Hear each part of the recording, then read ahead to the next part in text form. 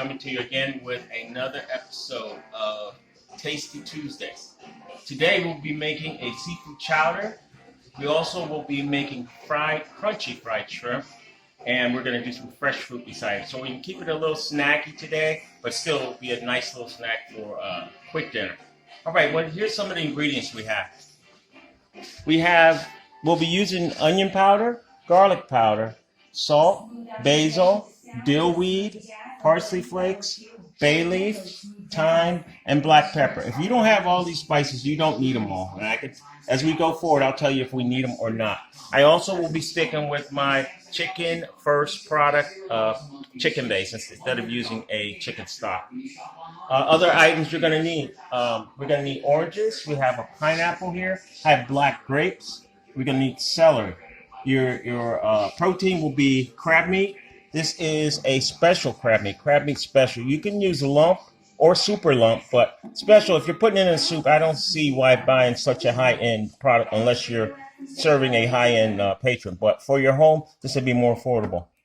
Also, we have some ocean clams, chopped ocean clams, some red potato, some shrimp, and onion. And as we move forward, I'll tell you the amounts that we're using and what we're going to need. Also, for breading on your shrimp, you're going to need fine ground cornmeal. Any fine ground will do, but so happens I got this water ground style. We have self-rising flour for the shrimp, and I have a bread flour. It makes your fried objects usually a little more crunchier if you use it in the right proportions.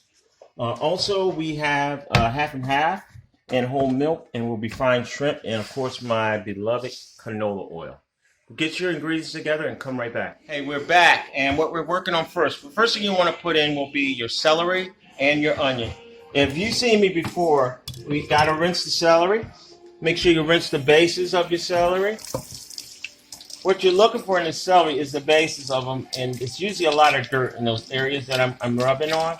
This is a nice clean stalk, believe it or not, and it's in pretty good shape. You check it down the lines all the way. And you're going to be going back to the stripping thing that we done before. And I have a catching bowl right here, right beside where I'm ready to prepare the celery. We're going to do a small dice again. You probably need about 1, 2, 3, 4 sticks of celery. And we're going to run down the middle again.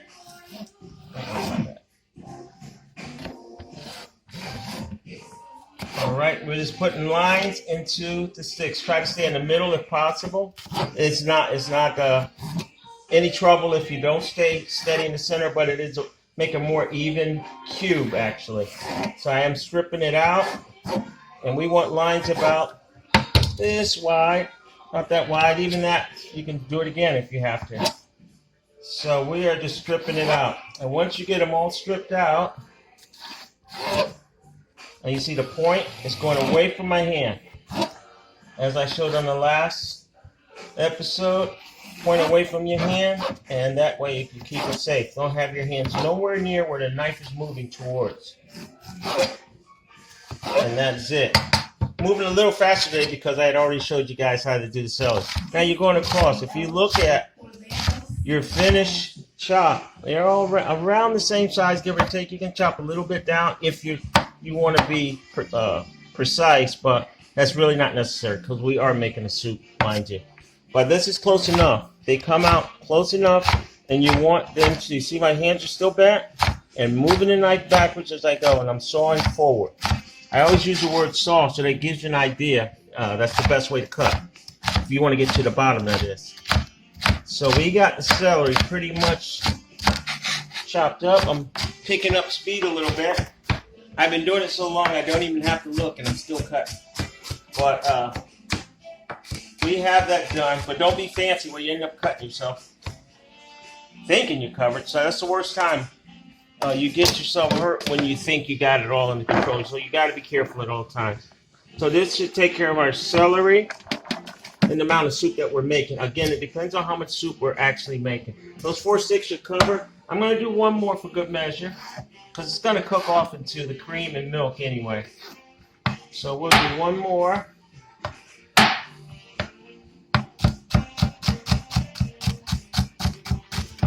And a lot of people said the leaves of the celery, it makes your items taste bitter. I haven't had that experience. I talked to a lot of chefs, and probably about 30% said it makes their food bitter. I haven't experienced it myself, but it might be the product that you're using. So we got the celery cut. Now we're going to do the onion. Remember the roll up with the onion. Hands high, fingers bent, sewing from 12 to 6, peeling halfway. It gives you a head start on the peel. Again, and don't worry about the little bit that's in that. You stop halfway around there, that way it peels down. Now, if it doesn't open all the way, you can also saw down, because this is a Vidalia onion and it didn't really open as much as I wanted it to. But once you get this started, there it is, it will roll out. And you'll get your onion out of there. An easy pickup of your outers. And if you want to use any of this in a stock or like that, you can also use it. But your main thing, you want an operable onion that you can work with. So I am doing slices. Keep it all together. You notice I had to put that piece back in there. Keep it, and you'll see why in just a second. This is one medium onion. It's Vidalia, so it's pretty flat. And we're going to use about 2/3 of that onion to go with those 4½ stalks of celery. Turning this over, cutting through the eye. You see it's moving all around, so you want to get that separated as soon as possible. Now I turn it, and now this I'm sewing down. And if you see, the same, this is once you stripe the celery, so does the onions, it divides itself. And it's all around the same size. So you can keep that going. I turned it, and now I'm just going down. And we're going to go to the pot in just a second with all of this. Please come right back, and I'll have the rest of this stuff prepped up. Okay? One thing I did forget to tell you guys about was butter. We need a little bit of butter because we're going to make what's called a roux in a little bit. And at the same time, I'm killing 2 birds with 1 stone. I'm starting the pan that we're going to cook our soup in, and I'm also getting my roux mixture together. I have I just put in a 3/4 stick of butter, and I put in about 3 ounces of canola oil. We're going to make our roux with that. Usually a roux is in a pan. You can make it different colors to get different flavor bouquets out of your soups and other products that you need roux for. Gumbos, jambalayas, not jambalayas, but most of your gumbos and things like that. You use a darker roux. But right now we're going to cheat a little bit. I wanted to not only start my roux oils and butter, I also wanted to get my celery and onion started. So I saved this for the roux, and I'm saving this to get our celery and onion started. So celery and onions going in. Get my gloves. I'm at home. I wash my hands a million times. That's why I don't have my gloves on today. Trying to conserve them for the coronavirus out there. And I pray that all you guys are doing well out there, and your families that are missing loved ones from this disease. Our condolences are with you. And I pray God protect all of us who's here and who can make it through. All right, so we got our celery and onions in.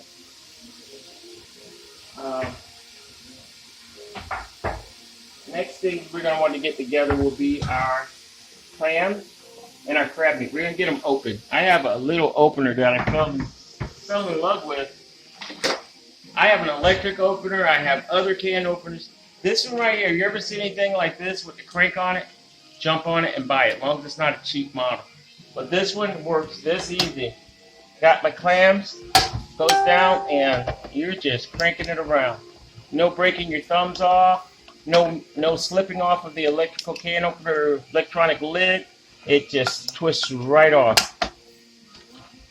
And always clean your lids before you do that, because particles could fall down into your product. So we got that ready. We're going to let this brown a little bit. We'll let your celery and onion brown. And once it browns a little bit, then we're going to start adding all of our products. It's going to be really fast. In the meantime, let me take you over to the shrimp. Have you ever peeled shrimp before? Or never peeled shrimp before? Best way, shrimp holes in your hand like that. Go under it with 1 thumb. Go under it again. Go under it to the tail. So if you're doing fried shrimp, you'll leave the tail on so you have something to hold on to before you bite. And once you get this area up, it's just a turn. Voila, your shrimp is totally peeled. A lot of people have a hard time, but I know this way I've been using for years. Thumb up, thumb up, thumb up, thumb up. Boom, and you get that shrimp. Now I'm gonna show you a quick cut on the potato. Then I'm gonna get this stuff prepped up, and we will be coming back. But right now, let me show you this quick cut on the potato. I'm gonna leave my skin on this potato, and I want that from. I'm gonna rinse my knife. I want that again from 12 to 6. That gives you more even things. 12 to 6, and you're going about a little over 1/4 of an inch. If you want a nice petite sized potato in your soup, and they're going to go in kind of fast also because they're going to actually cook it in milk. So you go there, and then we go in a 1/4 inch right here, and we're going to go across each one. I usually do a double stack before I do it, and then 1/4 inch again. And if you do that 1/4, you're going to have lots of even pieces of potato. All right. So I will ask you guys to come back again. I'm going to get this stuff prepped up, and then we're going to add it to that celery and onion that's cooking already. See you in a minute. All right. Hey, we're back. Those got the potatoes nice and cubed, the size that we were looking for. Most of them are mostly even. We got the brownness that we were looking for with our celery and onion. Let's go in with the potatoes. That's going to cool things down, stop it from burning or browning even more. Because if it browns too much, it will show in your chowder. So we're going to mix that out, and we're going to just start adding our ingredients. The hardest part is pretty much done. So we got a nice potatoes. That was about 3 medium potatoes. You can do 4. Again, it all depends on your palate. If you want more potatoes, add more potatoes. If you want less potatoes, put less potatoes. But your outcome is going to be pretty much in the same area. What we're going to add now is our chopped clams and the crab meat. I'm going to add a little juice for the crab meat first. And that slows everything down, so nothing's going to brown anymore. And now I'm going to start adding. This is a nice crab meat product if you can. And if not, they have them in grocery stores. And you'll see how much. This is about one of them little cans that you buy on the shelf that from Sunkist or one of the others. That's will be about the amount of crab meat will be in there. So use your judgment on that. So that's another can, not even. It don't even give you that much, to be honest. But again, that also depends on how much clam you want in your product, how much crab meat you want in your product. I'm going with that much clam because I got a big can and I got more juice to boot. Add a little more juice for good measure. Crab meat, we're going to use that special. If you look at special, it's kind of fine. Little minced. This is a get-over product, but great for soups. A lot of people like I said, they like the super lump and lump. But if it's going in a soup, I don't know. If I spend an extra $15 a can, I don't know if it's worth it in a soup. Again, if you have a high-end client or something you're making stuff for, go for it. But other than that, this will suffice. I'm putting all my crab meat in there because I want it rich. I'm putting 1 pound. I want a nice rich soup. That will make up for the difference of that super lump right there. So that will start. At this point, we're going to go ahead, since the celery and onion is already, the potato is going to cook in the product. I'm coming back with the milks and heavy cream. Stay right there. So half and half. You have a choice. Half and half, of course, means half milk, half cream. So I was going to buy some heavy cream, but I said, let's go with the half and half. Again, we're trying to save money and make it more affordable for you at home. But if I were doing it for a restaurant or adding it to a menu, I would definitely use heavy cream. It would be more of it. But the half and half is going to suffice today. The roux will take care of the rest. All right. So I got that was about a cup of half and half. Again, it's crazy because it depends on how much you're making. Now, the level of half and half, this right here is another quart. So I put in about a pint.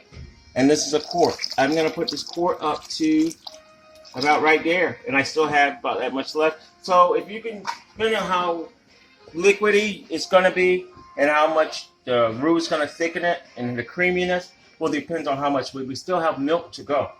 So we're going to add a little more milk to this. And we're going to start letting it bubble, come together. And then we're going to thicken it up with a roux and put all our flavors and seasonings in place. Let me add the milk.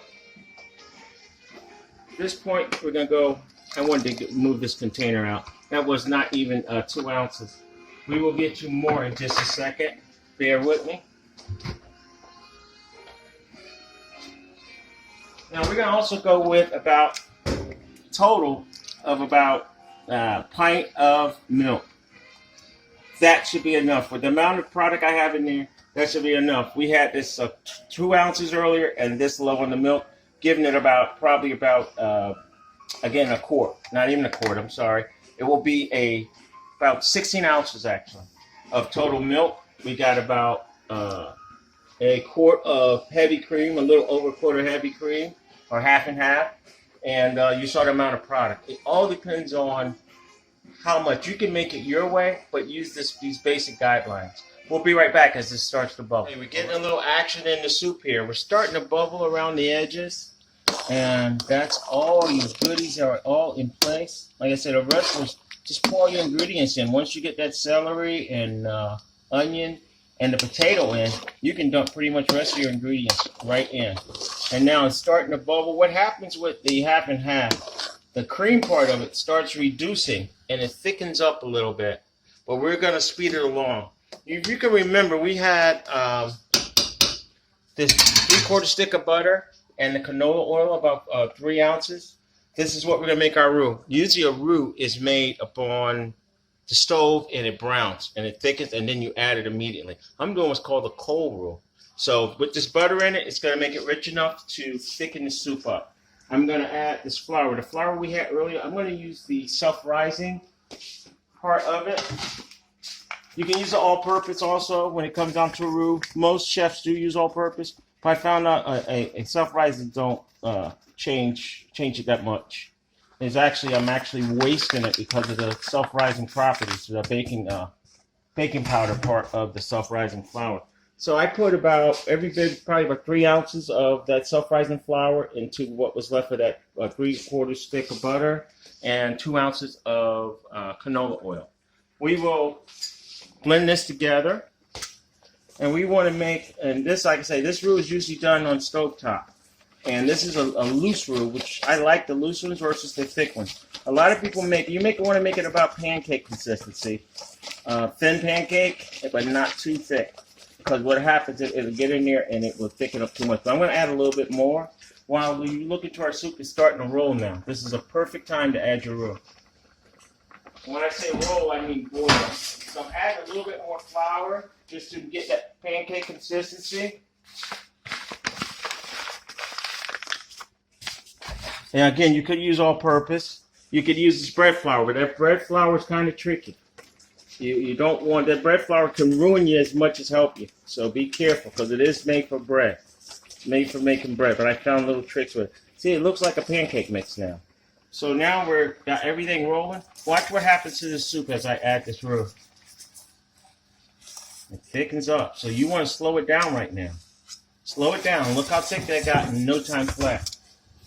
Coming to the top. See, now if I added it too fast or added too much too fast, it would have just been like a big glob. And all you would taste is flour. I'm going to cheat a little bit. For those you can or don't have to, but you can add a little Chardonnay or a little Chablis. Look at those bubbles. That is telling you the thickness of your soup. So we're going to add a little bit. That was about every bit of maybe 1.5 ounces of white wine. Your white wine of choice. And we're going to start adding our spices. We're going to add a little parsley for color.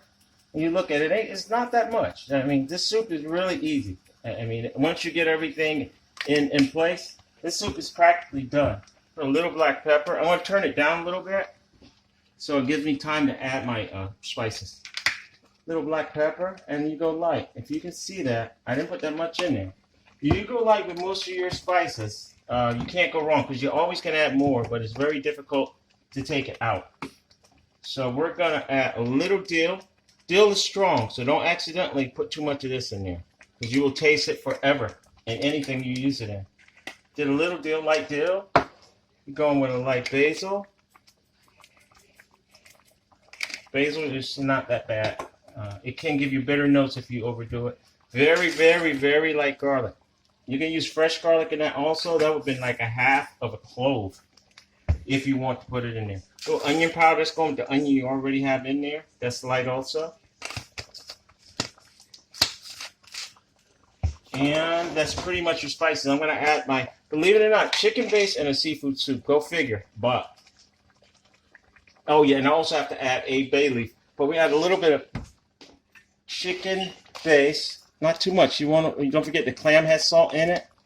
So you want to test it first. Put a little bit. And one thing that's on most of our palates, that's all over the world, is chicken. So that's why the palate accepts chicken a lot easier. No matter if it's with a pork dish, a beef dish, or a seafood dish. You can hide that chicken flavoring in there. And you see it thickens up quite nice. The potatoes are in place. Your soup is almost done. You can turn this down to a simmer. Wait for your potatoes to soften. And we're going to test for salt content. We want to put in a bay leaf. I'm going to add one bay leaf to give it a little more character. And it adds a great aroma. And not too big. For a soup, you don't want too big of a leaf. Something that size is fine, and one is more than enough. And you're going to have to pull it out so it doesn't take over your soup. So we got that in, and thyme is the other thing. Just as little bit as we did with dill, we'll do the same little bit with thyme. Thyme is another takeover spice. So you got to be careful. See that on top? Not much thyme.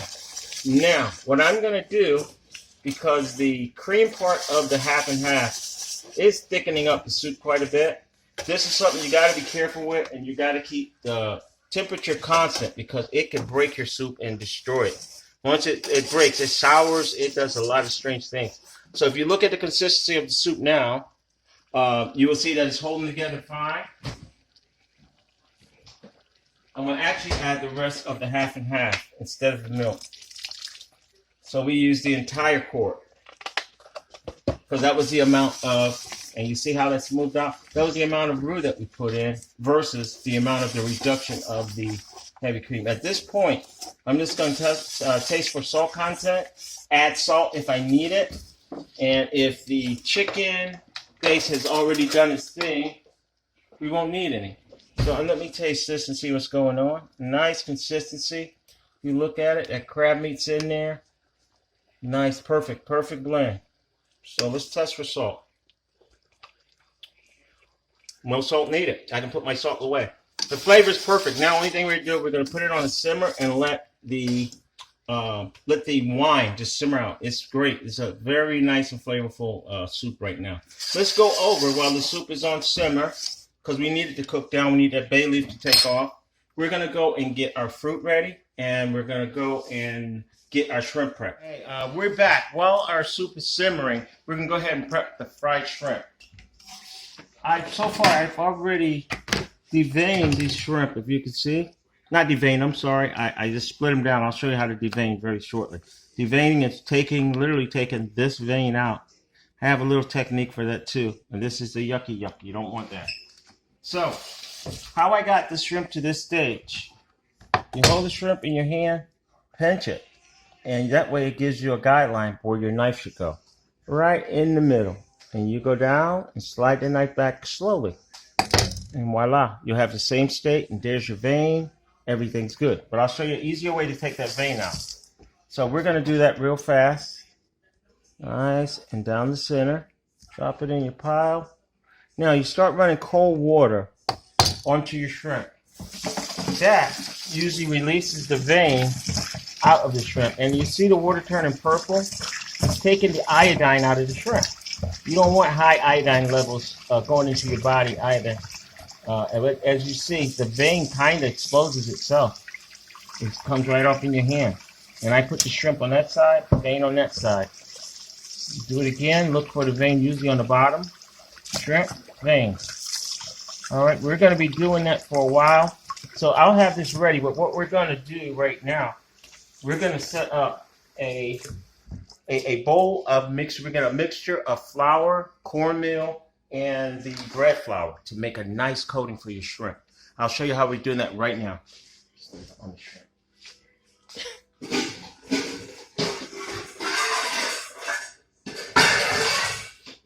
All right, we're here. Here's your bowl. Don't worry about that. Here's your bowl. We're going to put a little bit of self-rising flour. That's probably about a cup and a half. And again, everything depends on how much you're making. I'm trying to make enough to cook that amount of shrimp. And also we're going to be adding shrimp, fresh shrimp to our chowder in just a bit. I'll show you how we're going to do that. We're going to add cornmeal. Cornmeal should be about 50-50 with the self-rising.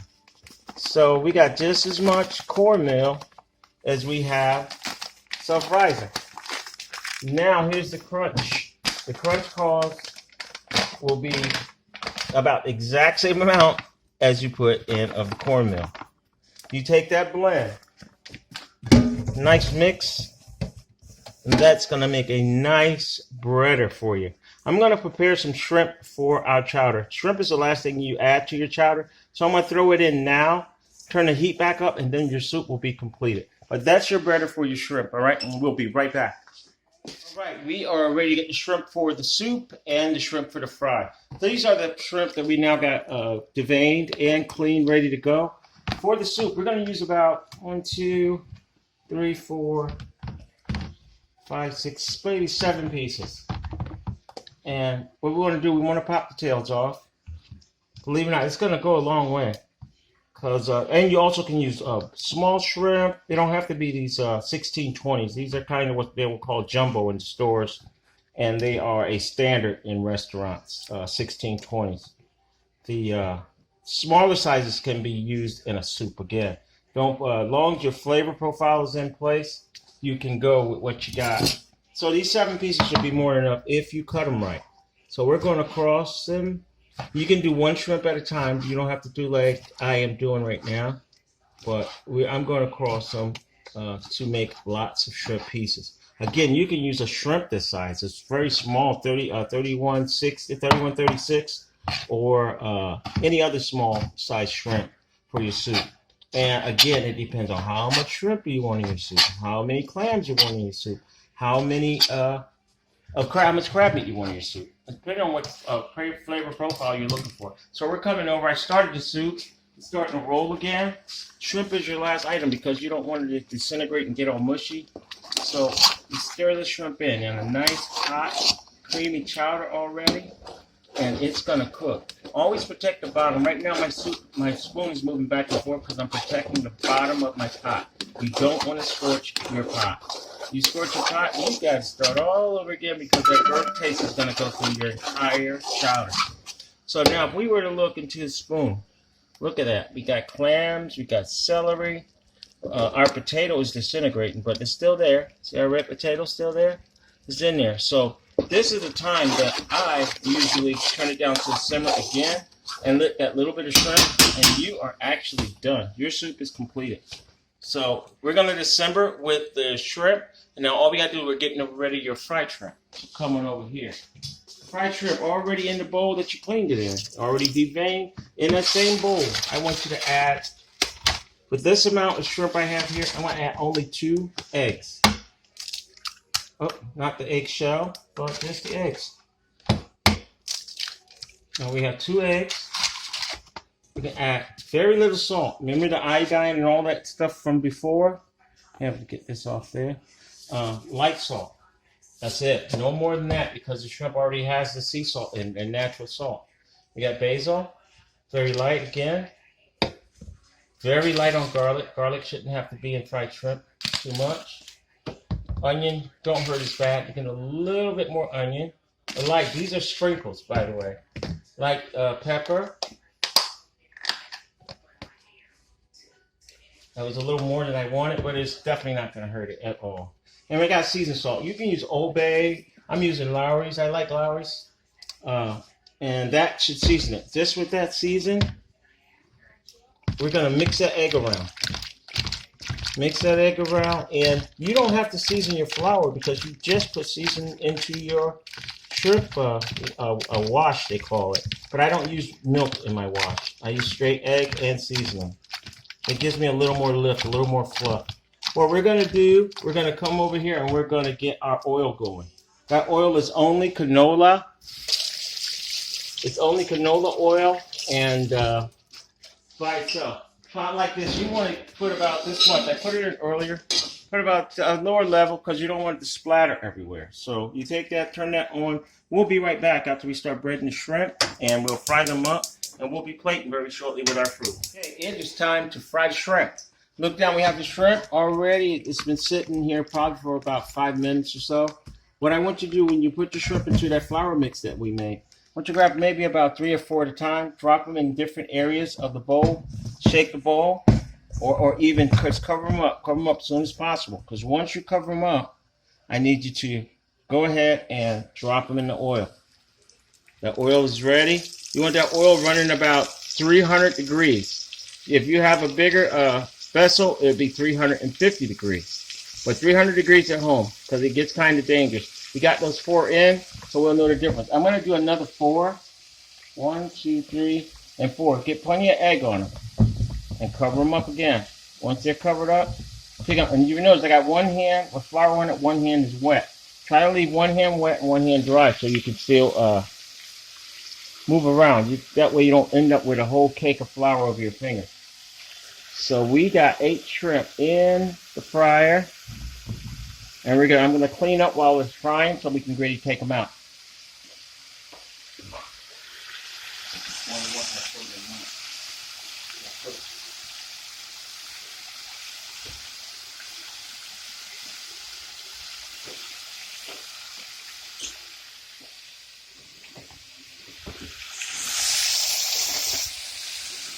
I'm going to use a slotted spoon to take them out, and I have what you call a catcher.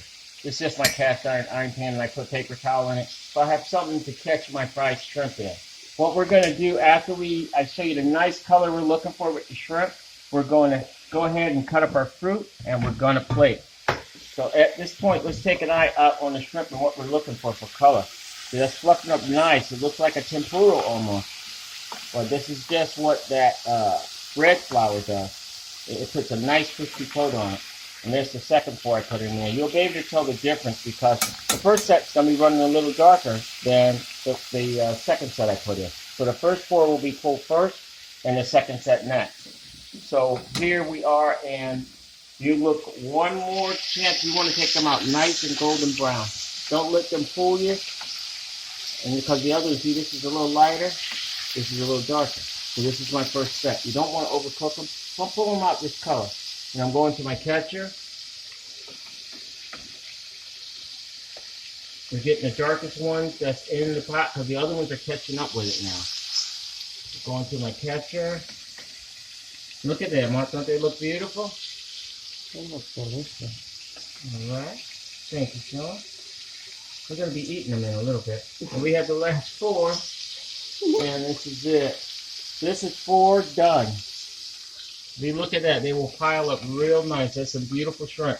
And if you use my recipe, it's going to look identical. So I'm going to throw 4 more in at this point. And that will, actually, I'm going to take the last ones that's there. Throw them in, and that will take care of all of our fried shrimp. And it slows the temperature of the grease down at the same time. So we'll move fast. Wet hand, dry hand. A lot of you guys who was in my class, you guys probably remember the wet hand, dry hand. Because I was stickler for that they don't walk around. I say you don't walk around with flour mix on your fingertips. So by having one hand wet, one hand dry, you don't have to worry about that.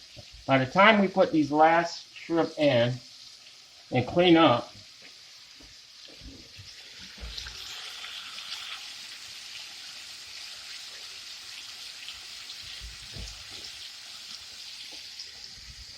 you will know exactly which ones are ready to be pulled, because the ones that are ready to be pulled in this pot will be the darker ones. And here we're coming up. Going on to our catcher. There's another one. So those of you who love fried shrimp, you should use this recipe. You'll be very happy with your outcome. And now we have the last of the shrimp to get their color on them, and they have to float.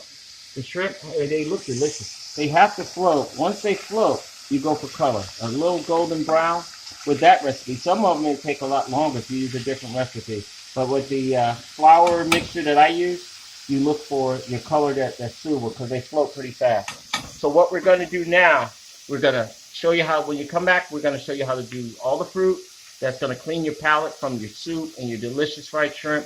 And we're going to plate up and show you how to present it. Thank you. I'll see you shortly. All right, we are just fried our shrimp. Let's take a look at our shrimp here. Shrimp, nice, beautiful golden brown. Now we're going to cut our fruit real fast, and then we're going to plate. Well, we have a bunch of grapes. These are what I had left over. You want to cut them into sections. Cut them into little sections. It's usually a big stem on them, and you cut them down. Like this is a bigger stem. You just hold the big stem and cut them down. Usually get a pair of kitchen utility, and they all cut off. And where people don't grab all of your grapes, they'll grab only a batch at a time. And we're going to be plating with that. But first, we're going to cut a pineapple down. For the pineapple, we want to turn it on the side, again from 12 to 6 o'clock. Straight knife, straight down. All right, save this. We can use this as garnish. Put it in the center of the plate. And we're going to cut the back piece. Nice and right. All right. And now you got a flat side to work from. That's all the sugars that came to the bottom of the pineapple when you see them like that. So that's going to be, should be a very sweet pineapple. Cut down. And once you cut down, and you got to go with the circumference of the pineapple, then you'll see these nodules right here. You want to cut behind those nodules. See, I'm cutting behind it. That'll give you another clean side. And keep that going. I'm cutting behind the nodules again. There you go. Clean again. Stay behind those nodules, and that will give you the guide of how to cut. And if you look at it, it gives you nice and even pieces. Look at the shape of this. Give you nice corners, sharp corners on it. And even that I could have done better. So I'm going to scoop all of this, get it out of the way. Now we're going to start plating. We're going to cut pineapple in the center of the circle. Lay it down on its back, cut that in the center. Lay it down again, cut that in the center. Now you still have these flat sides, so stand it up. And then we're going to cut these little stems in the middle off. Some of them still have sweet, sugary pineapple on them, but we want this part, is what we're looking for. So stand them up and cut down. That's usually a treat, and mostly fiber, but the sweet on the outside is very good also. So it's just, this is a very ripe pineapple. It's just sitting here, or it broke out, to show you that you don't have to throw things away. It's broke there, so you still can go straight down. And that part goes. And you cut this off, that part goes. You eat that part, and then you're still right on track, or you still can use the rest of your pineapple. Kind of glad that did happen, because everything doesn't go perfect sometimes. We're dealing with human error every day, and things happen. So we got all these nice even slices. I'm not gonna put it all on, and let's start here. So we'll start lining the pineapple around. The slices are pretty much even, nice and sweet. Remember, this is to clean your palate after the soup and shrimp. So turning all the flat sides in. And start building up on it.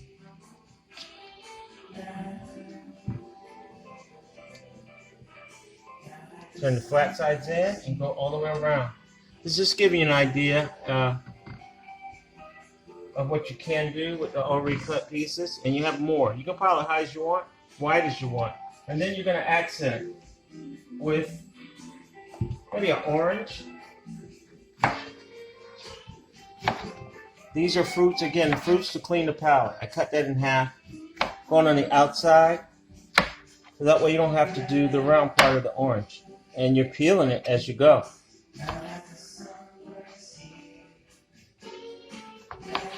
Alright, we'll take that middle piece out. Here we go. We'll balance on each side. And do the same thing over here again. And all you're doing is creating some fruit to go with your soup and your shrimp to clear your palate. Something you can eat along. I like some. If you don't have that, you can also have fresh fruit. And we'll go here on each side. And we'll take the grapes and we'll go in the empty side. Put the stem down. Stems down. We want to build these up. Stem down. Stem down. Now that your fruit is done, we'll put your fruit to the side because this is going to go with your meal. We'll clean this up real fast.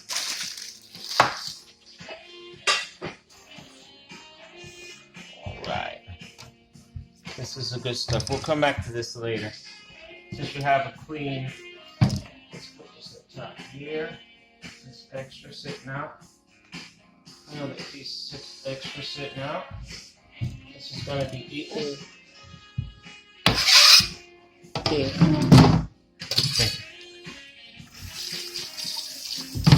Quick rinse of your board. We're going back to plating. So we have our fresh fruit, citrus fruit. That goes great with seafood, of course.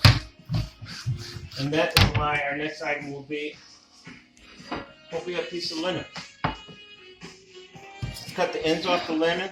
Try to make this fast. We are plating, and this will be our final shot. Cut the ends off. Again, 12, 6. It's 12 to 6, believe it or not. And just turn your lemon. You turn your lemon and still go 12 to 6. You get nice, even cuts. We're going to put a few of these on. Bring over your shrimp. Place your shrimp tails out.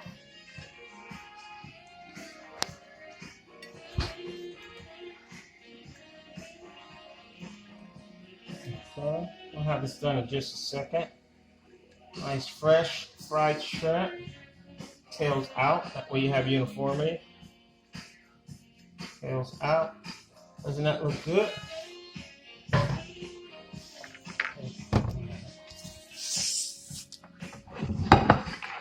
And then we'll come with a little tartar sauce.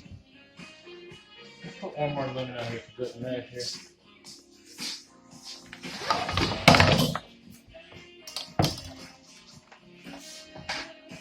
All right. We got some tartar sauce. I already made the tartar sauce. This is just with mayo. I got it in a Hellman's jar. With mayo, pickle relish, a pinch of sugar, half a cap of vinegar, a little black pepper, and about 1 teaspoon of sugar. And that's your nice tartar sauce. Just clean it up. So that's 2 of your plates. And your last thing to come up will be your soup, your chowder. All right, here's that nice chowder I was telling you about. That's the last thing we have to plate. We get a nice ladle full of the crab meat and the shrimp and the chopped clams. We get enough of that in the bowl. We won't overload it. We get that cleaned up. Put it on there. We're going to put a little bit of parsley in the middle. And then we're going to add crackers. Crackers will finish this meal off. And if you start looking at all the other stuff, we can put these crackers on. And that should finish us up for this meal. It's a kind of appetizer type meal, but it still should be filling for dinner. You should go to bed very, very, very happy. And there you go. That's all 3 plates. And you should enjoy that. Guys, thank you so much for your time again. And I hope you get this recipe. It's very easy. And you enjoy the soup. You enjoy all the things prepared. And God bless all of you. And thank you for your time. And please stay safe. Take care.